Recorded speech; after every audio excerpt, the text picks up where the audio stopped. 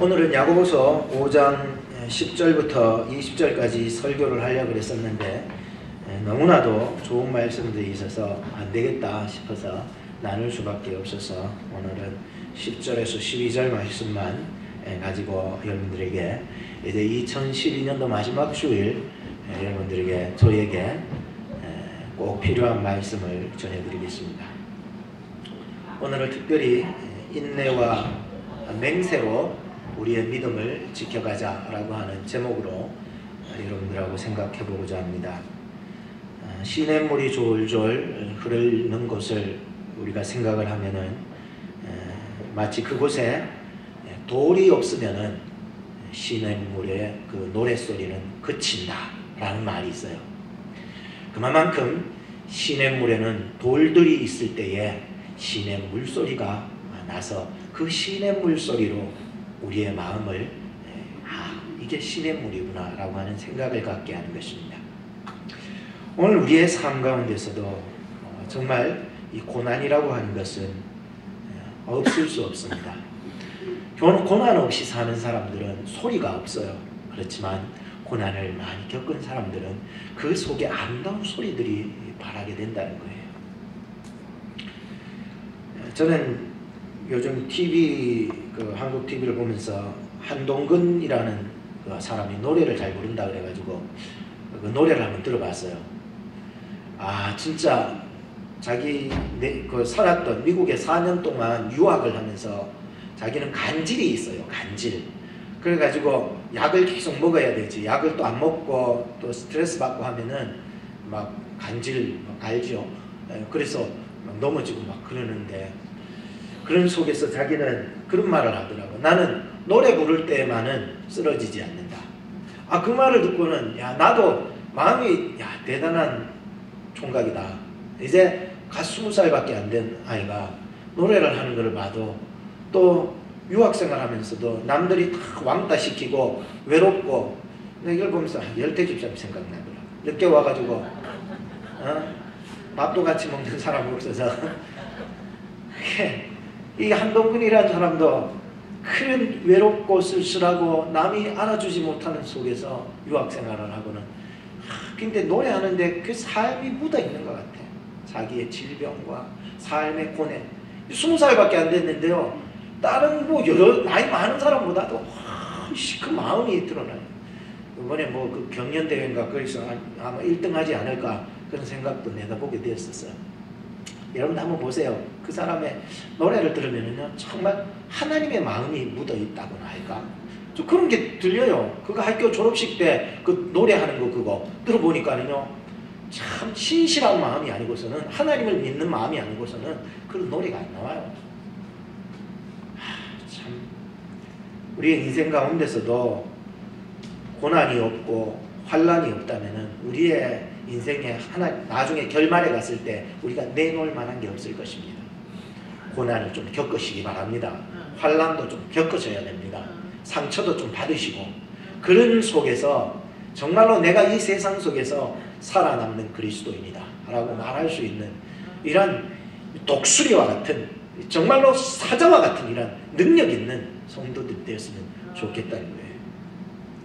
폼은 사자인데 아무런 힘이 없어서 마치 고양이 앞에서도 찍도 못 서는 그런 성도 되지 말고 정말로 우리가 어떤 환난과 고난을 잘 겪어서 넘어서서 나는 그리스도인이다 라고 하는 그 모습을 보여주셨으면 좋겠습니다.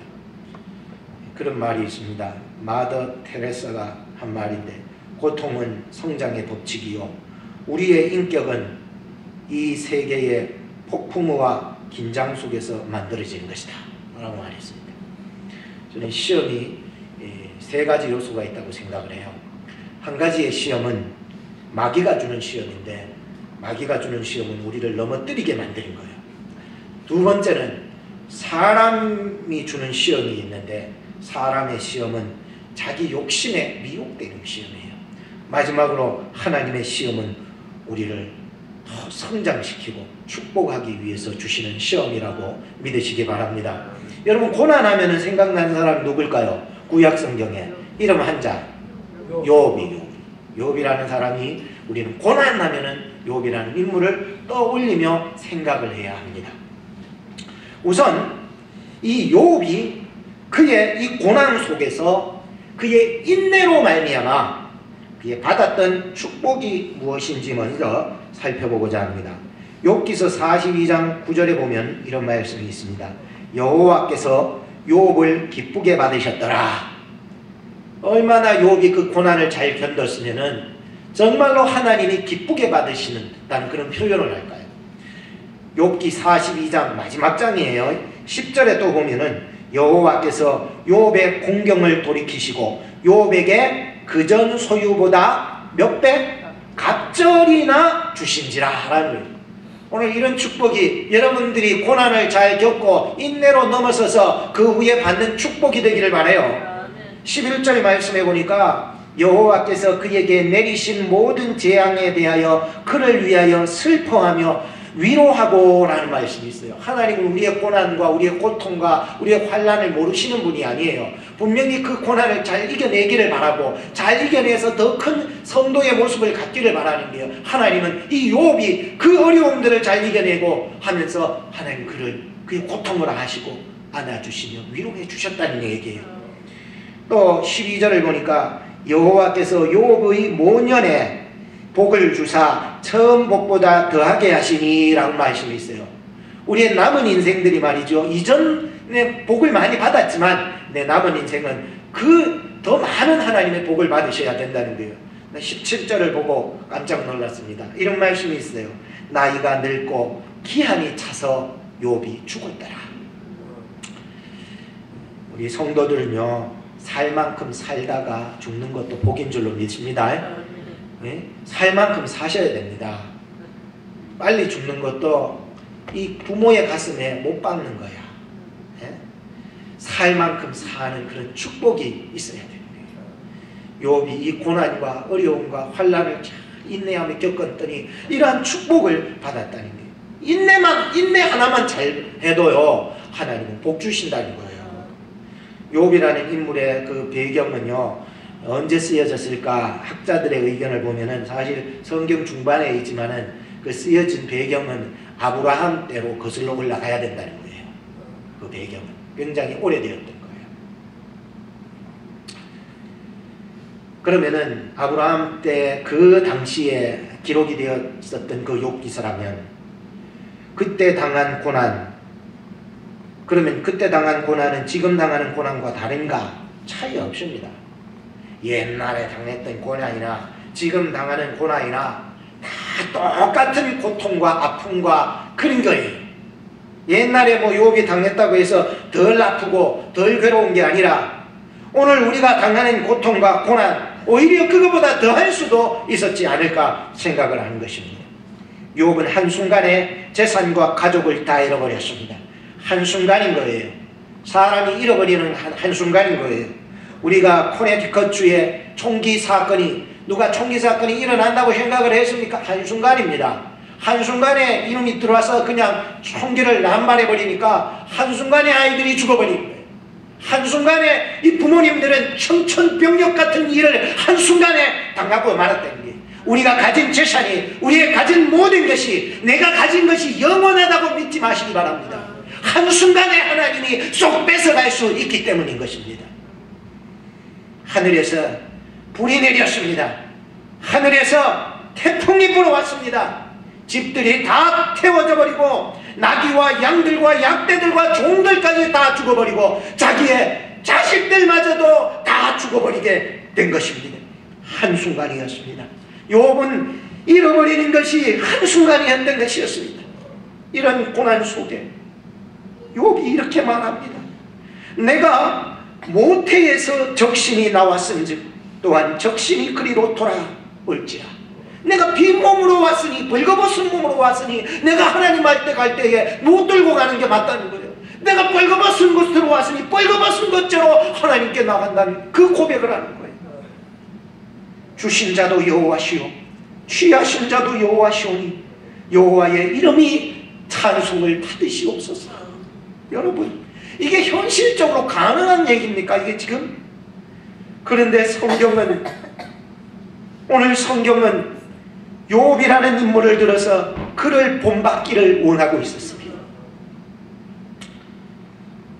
근데 욥에게 닥쳐온 시련이 거기서 멈추지 않았습니다. 사람에게 있어서 제일 어려운 것은 자기에게 직접 닥쳐지는 질병이에요.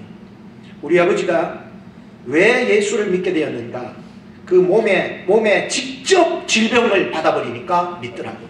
아무리 주변 환경과 주변 여건들을 다 몰아가도 저희 아버지는 예수 안 믿으시네요. 그런데 그 몸에 질병을 갖다 던져져 버리니까 드디어 자기가 자기의 힘으로 어떻게 할 수 없으니 하나님 앞에 매달리고 나랑 같이 기도원에 가서 한 달 동안을 울부짖으면서 그것을 깨지고 부서지고 울어도 못하네. 눈물 많이 흘려도 그 찬송을 막 부르면서 거기서 내려와서 일주일 후에 고침받았지 않습니까? 그리고 새벽에 돌아가실 때까지 새벽기도 한 번 안 빠지고 다니셨어요. 욥에게 닥쳐온 시련 중에서 가장 큰 시련이 있다면 자기의 발바닥부터 정수리까지 악창이 발했다는 거예요. 그러니까 온몸에 막 염증이 생기고 가려워서 끓고 고름이 생겼다가 그러니까 파리들이 일고 구더기가 생기고 기와장을 가지고 와서 몸을 밤새도록 끌고도 가려워서 자기가 어떻게 할 수 없어서 이 고통 가운데서 내가 죽고 싶어도 죽을 수가 없노라 하면서 밤이 새면서 고민하며 울부짖었던 욥입니다. 마치 그 몸에 입혔던 구더기가 자기의 의복처럼 입혔다는 거예요. 얼마나 심각합니까 여러분. 그의 아내가 왔습니다. 당신 믿는 하나님 욕하고 죽어버려라고. 물론 부인의 입장에서 얼마나 답답하겠습니까? 자기 가정 파산되고 남편까지 저지경이 되어서 남들이 손가락질하고 마치 어디 외부의 쓰레기장에 버려진 모습과도 같은 그 모습으로 살아가는 그의 모습을 보니까 부인이 오죽했으면 이 말을 했겠냐는 거야. 부인이 오죽 답답했으면 네가 믿는 하나님 욕하고 그냥 죽어버려라고. 그러면 모든 게 묻혀질 수 있지 않냐고. 남들이 당신 하나님 믿는다고 욕한다고. 하나님 영광도 안 된다고. 친구들마저도 네 죄 때문에 그런 거 아니냐고 정죄합니다. 이런 고난 속에서 욥은 이렇게 말합니다. 그대의 말이 어리석은 여자 중에 하나의 말 같도다. 우리가 하나님께 복을 받았은 즉 재앙도 받지 아니하겠느뇨. 이 모든 일에 욥이 입술로 범죄치 아니하니라. 여러분, 이런 시련 속에서도 끝까지 인내하며 하나님의 주권을 인정할 수 있다고 그러는 것. 하나님은 분명히 살아계시며 하나님은 분명히 내 이 고통 가운데서도 나와 함께 하신다는 이 하나님의 섭리, 하나님의 살아계심, 하나님의 주권을 이 속에서도 끝까지 인내하면서 말할 수 있느냐는 것입니다. 욥은 이럴 것은 다 이렇습니다. 남은 것은 이제 목숨 하나. 그런데 숨쉬고 있는 이 호흡 속에 살아계신 하나님이 계시다는 것을 발견한 것입니다. 여러분, 힘들고 어렵고 지치고 괴로워도 어떤 고난과 역경과 어려움 속에 있다 할지라도 여러분 실망하지 마시기 바랍니다. 하나님은 여러분과 함께 하시기 때문인 것입니다. 하나님은 외면하지 않아요. 세상 사람들은 나를 정죄하고 네 믿는 하나님 욕하고 죽어버려라 할지라도 하나님은 우리와 함께하고 계신 것입니다. 오늘 10절과 11절 말씀을 보면서 오늘 본문에서는 그러면 오늘 이 야고보 신약 성경 야고보에서는 어떻게 그를 얘기하고 있는지 한번 살펴보십시다. 10절과 11절을 한번 읽어보십시다. 시작. 형제들아, 주의 이름으로 말한 선지자들로 고난과 오래 참음의 본을 삼으라. 11절 시작. 보라, 인내하는 자를 우리가 복되다 하나니 너희가 욥의 인내를 들었고 주께서 주신 결말을 보았거니와 주는 가장 자비하시고 긍휼히 여기는 자신이라. 아멘. 우리 성도는 인내해야 합니다. 인내 속에서도 하나님을 잊지 않는 욥을 주께서 가장 자비하시고 긍휼히 여기시는 자로 여겨주시는 것입니다. 성경은 어떤 자가 복되다고 할 수 있습니까? 참는 자가 복됩니다. 인내하는 자가 복됩니다. 여러분 절제하시기 바랍니다. 인내하시기 바랍니다. 참지 못하고 화를 불끈불끈 내고 내 마음대로 안 되면 나가버리고 이런 거는요 복 못 받습니다. 복을 받으려면 인내를 배워야 합니다. 고린도전서 13장에 보면은 사랑은 언제나 뭐예요? 첫 번째 단추 사랑은 언제나 뭐예요? 오래 참고 무슨 일을 하든지 첫 번째 단추는 오래 참고 공부를 하실 때에도 첫 번째 단추는 오래 참고 일을 하실 때에도 첫 번째 단추는 오래 참고 이거 안 배우고 넘어가면은 뒤에 거 아무것도 안 돼. 그래서 제일 처음에 강조하는 거야. 오래 참고 사랑을 할 때에도 첫째로 오래 참고 봉사할 때에도 오래 참고 하다가 지 던져버리지 말고 오래 참고 오래 참고 오늘 이 말씀이 여러분 이제 2012년도를 마지막 예배로 드리면서 이 말씀을 꼭 기억했으면 좋겠어요. 주여 나와 여러분 이제 오래 참고 인내하며 나갈 수 있게 해주옵소서. 왜? 성경을 보니까 그것이 복받는 비결이랄게요. 그것이 옛날에 성격이 급한 사람이 성공하고 성격이 뭐 부드럽고 느긋한 사람은 가난해진다 이런 말이 있었어요. 촌에. 그래서 어떤 딸을 가진 한 아버지가 사위를 고르기 위해서 우리 동네의 총각들을 이렇게 살펴보면서 성격 급한 그 총각을 한번 내가 살펴보자. 왜냐하면 성격 급한 사람이 부자 된다고 그때 소문이 많이 났기 때문에. 그래서 딱 보니까는 총각들을 이렇게 유심히 살펴보는데 한 총각이 막 뛰어가는 거예요. 제가 어디 뛰어가나 막 따라가 봤더니 화장실로 뛰어가는 거야. 그래서 화장실 뒤에서 옛날 화장실이니까 뭐 뒤에 구멍이 뻐끔하게 뚫혀있으니까 이리 살펴보이. 이게 허리 바지춤에 요새는 허리띠지만 옛날에는 끈개이로 묶어놔서 이놈의 끈개이를 이거를 금방 풀립니까? 왜 잘 묶어놓으면 안 풀려요. 그러니까 칼을 가지고 와가지고 재킷 칼을 가지고 탁 잘라가지고 그냥 볼일 보고 저놈이면 되겠다. 굉장히 성격이 급한 걸 보니까 저놈이면 내 사위가 되겠다. 그래서 볼일 다 보고 나오는 놈 붙잡아놓고 네 결혼했냐 안 했다. 그러니까 내 딸 어떠냐 좋다. 언제 결혼할래? 오늘 저녁 결혼한다는 거야. 이 총각이 성격이 급하니까 너무 좋은 거예요. 그래서 야, 이 총각이 정말 대단하다. 정말 부자 되겠다 싶어가지고 그날 이 총각에게 자기 딸을 주게 되는 거예요. 근데 그날 저녁에 예식을 하고 바로 자고 다음날 아침이 되는데 자기 딸이 막 우는 거야. 왜 우느냐? 아버지가 하도 안 되게 딸을 불러놓고 왜 우냐고 물으니까 이 서방님이 어젯밤에 잤는데 왜 새벽에 아기가 안 나오냐는 거야. 아기가 안 나오냐는 거야. 나와야 되는데 밤에 잤으면 새벽에 아기가 나와줘야 되는데 왜 안 나오냐면서 이 부인을 마구잡이로 패했다는 거야. 하나의 옛날 얘기는 하지만은 오늘 우리는 아무리 급해도 기다려야 될 일이 있는 것입니다. 잘 참고 인내하면 그 결말은 하나님께서 복으로 갚아주시는 것입니다. 그리스도인들에게 인내한다는 덕목만큼 좋은 덕목은 없을 것입니다. 예수님께서도 겟세마네에서 기도하실 때에 군병들이 와서 잡으려고 왔을 때에 이 베드로가 성격이 급해 놓이기에 칼을 빼들고 말고의 길을 탁 잘라버린 거야. 그때 예수님이 하신 말씀이 뭔지 아세요? 7자잖아요. 이것까지 참으라. 이것까지 참으라. 이것까지 참으라.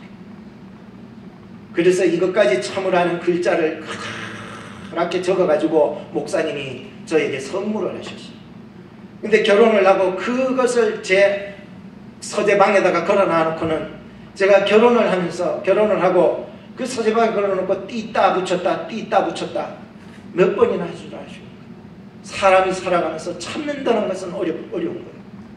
그러나 이 덕목이요 우리의 신앙에 있어서 지금 생각해보니까 가장 첫째가 돼야 돼. 아, 이런 일이 있어도 내가 참아야 되겠구나라고 하는 마음.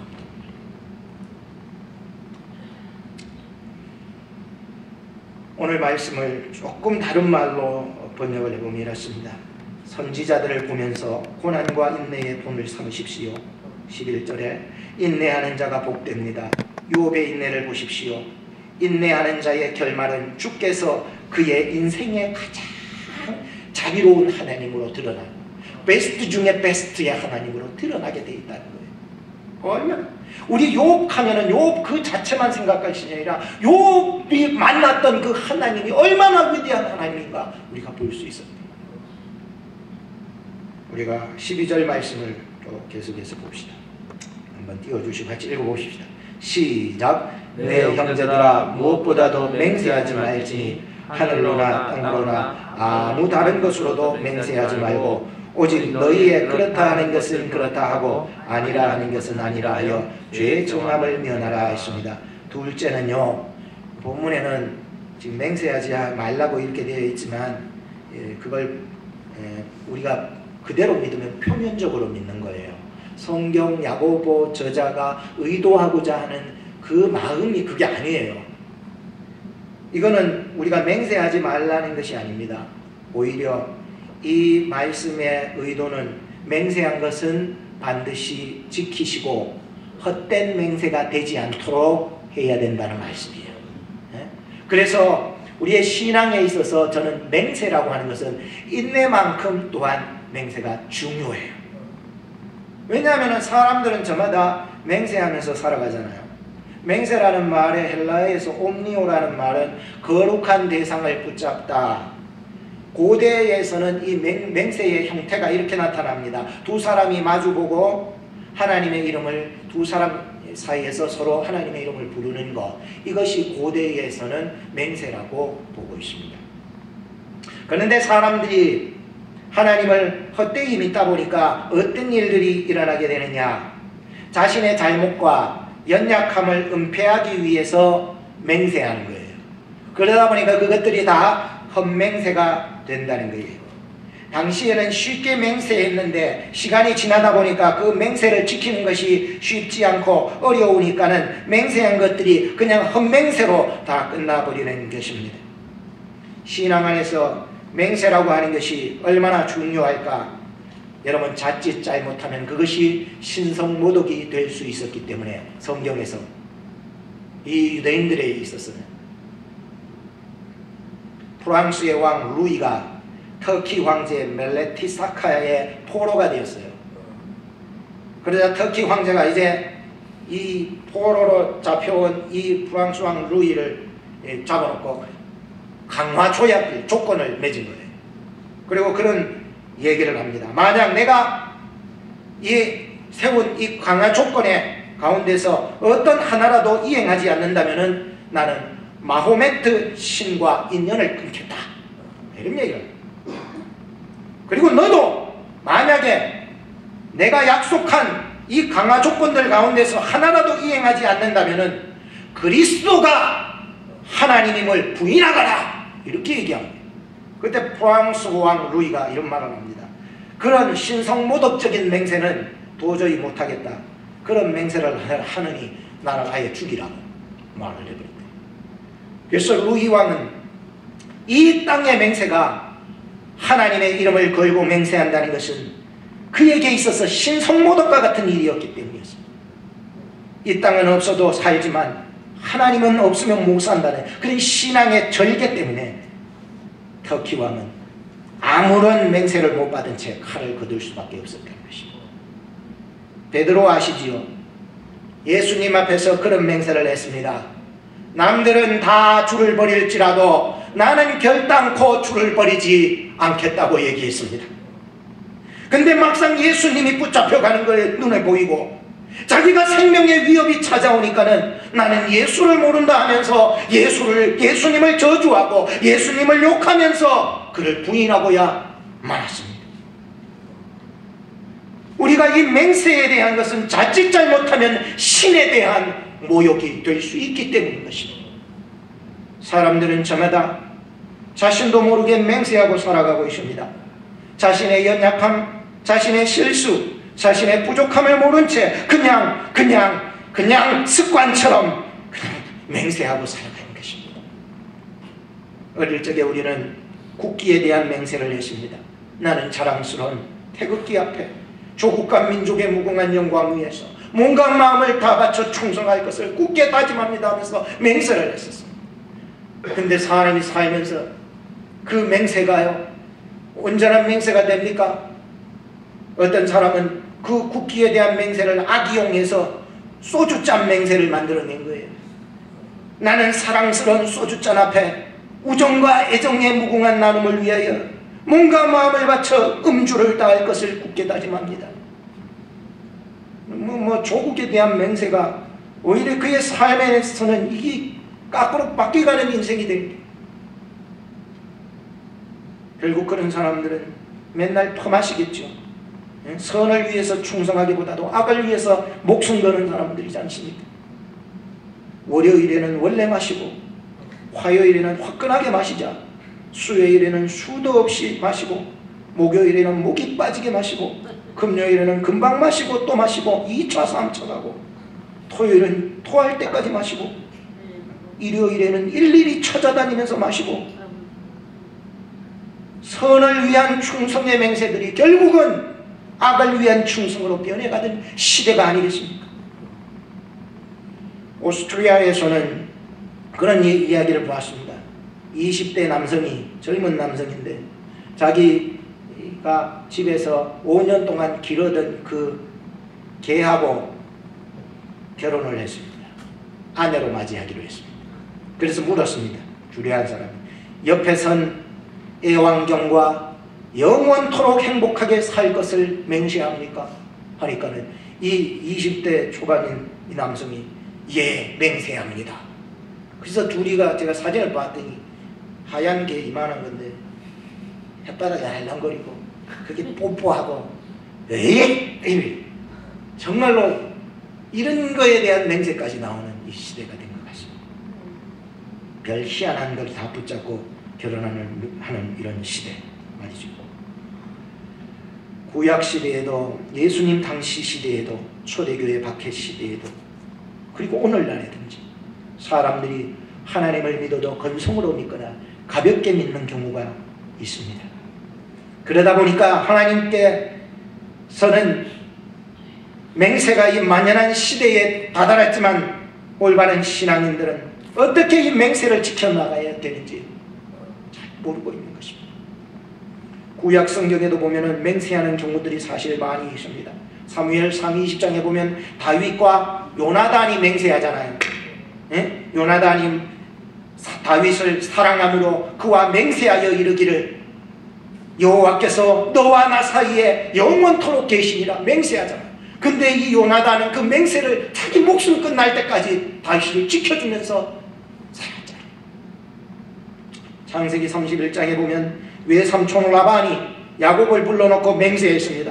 네가 내 딸을 박해하거나 내 딸 외에 다른 아내를 취하면 사람은 우리와 함께할 자가 없어도 하나님이 너와 나 사이에 증거하시느니라. 아브라함의 하나님, 나홀의 하나님, 그들의 조상의 하나님은 우리 사이에서 판단하옵소서 라고 맹세한 거예요. 맹세. 끝까지 야곱은 이 약속을 지켜가게 된 거예요.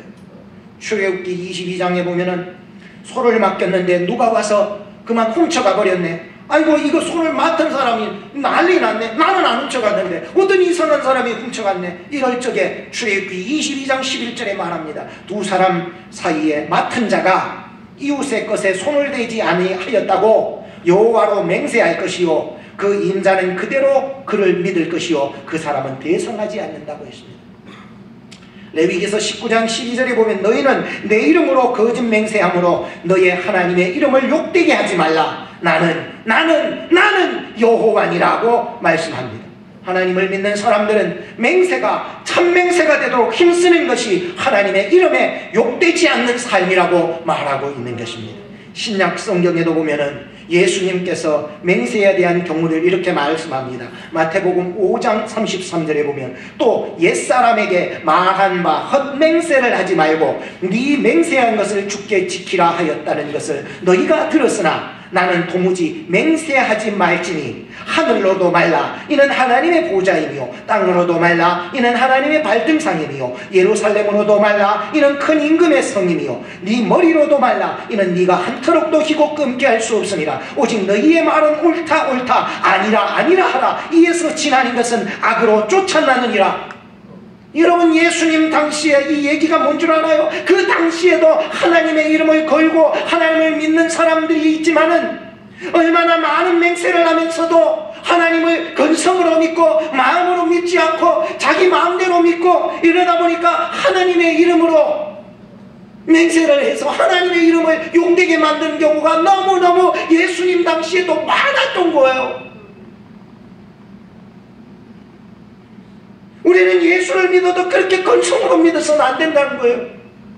이 말씀이 주고자 하는 게 뭡니까? 기면 기고 아니면 아니다는 거예요. 마지막 때가 가까우면 올수록 흑이냐 백이냐는 거예요. 네가 신자냐 아니면은 불신자냐는 거예요. 예수냐 노냐는 거예요. 예수 믿느냐? 예수면 예수고 노면 노지. 예수인데 노하고 살아. 그거는 아니라는 지금 긴급한 예수님의 마지막 때의 심판에 대한 예수님의 강력한 선포였다는 거예요. 그리고 오늘 본문에도 말합니다.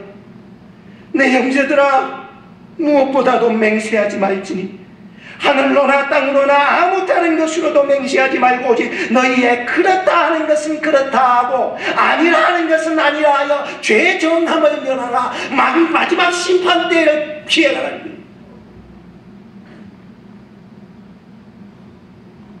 맹세하지 말라는 얘기가 아니라 맹세한 것은 꼭 지키고 헛맹세가 되지 않도록 하라. 결론을 짓겠습니다.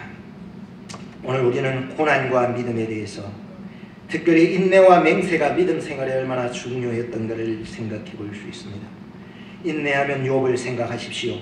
그가 받았던 축복, 갑절의 축복. 그러나 그 축복은 그저 얻은 것이 아니라 인내라는 신앙의 중요한 덕목이 있었기 때문에 받을 수 있었던 것입니다. 고난과 핍박과 환난, 재산이 다 잃어져도, 자식들이 다 사라져도, 온몸에 질병이 있다 할지라도, 주변 사람이 빨리 죽기를 바라는 사회적 격리 상태 속에서도 하나님을 신뢰하며 인내하였던 욥을 생각하십시오. 고난 속에서도 하나님께서 반드시 살아계시기 때문인 것입니다. 둘째로, 맹세하지 말라는 예수님의 말씀을 생각하십시오. 그만큼 세상이, 사람들의 마음이 맹세를 지키지 못하는 마지막 시대가 왔다는 것을 암시해주고 있는 말씀입니다. 마지막 하나님의 심판을 면할 수 있는 길이란 내가 처해진 현실 속에서 분명한 신앙의 결단이 있어야 합니다. 흑이면 흑, 백이면 백. 죄에 대하여 노라고 말할 수 있고 의에 대하여 예수라고 말할 수 있는 분명한 신앙을 요구하는 시대가 온 것입니다. 오늘 우리가 하나님을 믿는 신앙의 여정에서 이 인내와 맹세를 올바르게 함으로써 우리의 마지막 때에 웃을 수 있는 신앙의 승리자들이 되기를 주의 이름으로 축복합니다. 우리가 말씀을 통한 우리의 마지막 기도를 2012년도에 드렸으면 좋겠습니다. 같이 한번 읽어보도록 하십시다. 시작. 하나님 아버지, 아침이 시작되면 저녁이 오는 것을 보지만 인생의 황혼이 오고 주님 앞에 설 때가 오는 것은 깨닫지 못하였습니다.